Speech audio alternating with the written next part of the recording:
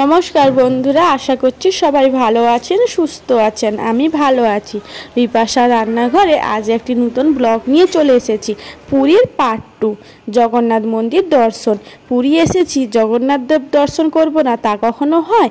তাই আজ সকাল সকাল সবাই রেডি হয়ে বেরিয়ে পড়েছিলাম পুরীর জগন্নাথ মন্দির দর্শন করতে। প্রথমে আমরা জগন্নাথ মন্দির দর্শন করতে এসে দেখছি প্রচুর ভিড়।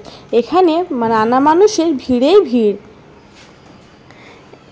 আমরা এই পাশটা একটু ভালোভাবে ঘুরে নিলাম। পুরীতে আসলে জগন্নাথ মন্দিরেতে ফোন নিয়ে ঢোকা অ্যালাউ নেই, তাই আমরা ফোন মোবাইল সব এক জায়গায় রেখে দিয়েছিলাম। দিয়ে আমরা পুরীতে জগন্নাথ মন্দিরে পুজো দিয়ে দিলাম ভালোভাবে।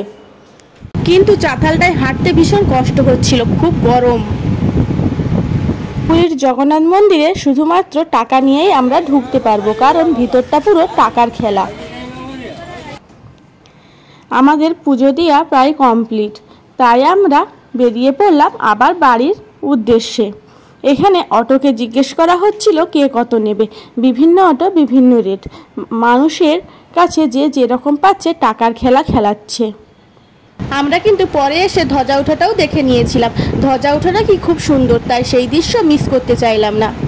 যে হোটেলটায় উঠেছিলাম ওখানকারই এক ভদ্রলোক আমাদের এক পান্ডার সাথে পরিচয় করে দেয়। ওই পান্ডাই কিন্তু আমাদের নিয়ে গেছে গাইড হিসেবে। খুব ভালোভাবে কিন্তু জগন্নাথ দেবকে আমাদের দেখিয়েছে।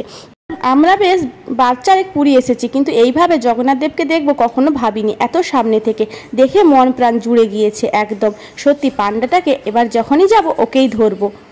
রাত্রিবেলা চলে এসেছি আরতি দেখতে। এখানে স্বর্গদ্বারের সামনেই আরতি করা হয়। আরতি দেখলাম, মন প্রাণ জুড়ে গেল একদম। এবারে পুরীটা এসে যেন চক্ষুটা আমাদের সার্থক হলো। সব কিছুই মন ভরে দেখতে পেলাম। ভালো থাকবেন, সুস্থ থাকবেন। অন্য ভিডিওয়ে আবার দেখা হবে।